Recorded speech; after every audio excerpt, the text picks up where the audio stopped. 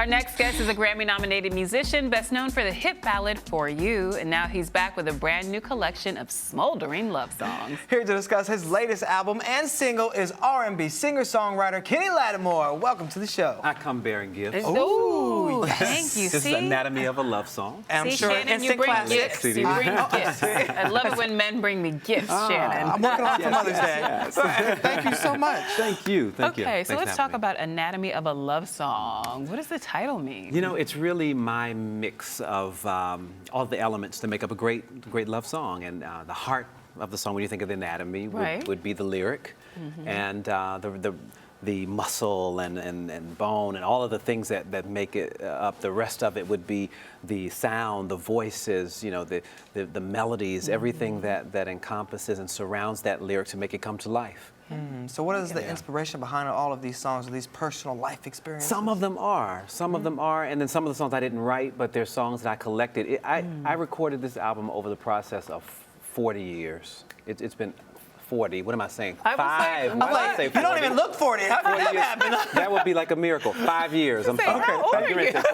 5 years. 5 years, okay. I started recording, and I've started to gather the material from different parts of the country. From Philadelphia, I had guys work with me, Vidal Davis and Carvin Hagens, Ivan Bryce. These are producers that work with Jill Scott and Music Soul Child, and J.R. Hudson, who also worked with Jill Scott on her last project. And East Coast, West Coast, everywhere, and I just started recording, but at the same time I was raising my son, and I wanted to put the album out earlier, and something would happen every single time. I was like, you know, this is God's way of telling me it's just not time, that this is my son's time. And so I accepted that, and we waited until now, and I'm very happy to have E1 as my distribution partner and label. And it's been very exciting to finally be back. And Love Me Back, my new single, is what's climbing the charts right now, so I'm really excited about Let's it. talk about that new single, Love Me Back. Walk us through your writing process. How does it work for you? You know, sometimes it is about the music almost communicating with me. It's almost like having a conversation with the music. Okay. Someone will give me a track and I'll say, what is it saying to me? And Love Me Back was actually a song that my producers, Drakkar Wesley and the Sauce Boys out of Houston, Texas, had started writing, but they hadn't finished all of the lyrics. So I came in and I said, oh, okay, let me put my twist on. This is the way that Kenny Lattimore would say this. So were you saying it to anyone in particular? Not this time. Not this time. But you know what? It does accurately state where I am, like in my life. I feel it was a feel-good song, a great energy, a song that just felt like going into summer, spring. This is my attitude and my anthem going into this season. Now, how do you think you've evolved as an artist over the years? Wow. Definitely, you gain a lot more confidence over the years with acclaim, particularly critical acclaim and all. And wow, I lived so that now that I sing these songs, I feel like I have a lot more to say from the experience of it. And I think that life just does that. As you get older, the things that we sometimes don't want to embrace, we don't want to embrace, again, age, we don't want to embrace time. Right. But time is so essential to our maturing and having depth. It's true. So I think that's one of the biggest And not a lot of people get it, so it is a gift. Absolutely, absolutely. And through those journeys, do you think you write better music when you're in love or out of love? Good question. I think for me, I would write better in love. Okay. Because I would go ahead and pull. I'm one of those people that's like no drama, like Mary J. Blige. No more drama. I don't want to live a song that was negative. I got you. And it become a hit song. Oh God, it becomes a hit, and you got to sing it for the rest of your life. I'm like, no, I don't want that. So I like the positivity, and so that whatever space I'm in, I can always refer back and say, this is, a good point in my life, and I would want to share it. Although we know that's not realistic. I mean, life takes us through all kind of ups and downs, but I'd rather tell the story and sing the positive song. I hear that. Do you find that your music is cathartic for you? If you are indeed going through tough times, do you turn to music to help you deal? Absolutely. And particularly when I get on stage to perform it, it feels like this exchange, this conversation that I get to have with my audience. It's like I've gathered together 1,000 of my friends to talk about my life and see, you know, if they have something to give me back. And a lot of times they do. Even the applause and the reaction to the songs are sometimes cathartic.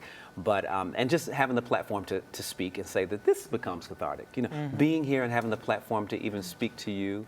And it feels like, oh, somebody cares about the things that happened to me. Someone cares about my transitions and what I've been through. Yeah. Well, do you still get the same rush of energy when you get on the stage today as when you first stepped on the stage? And what is it like for you? Yeah, I do. I get nervous sometimes. do? Really? The whole No. thing, yeah.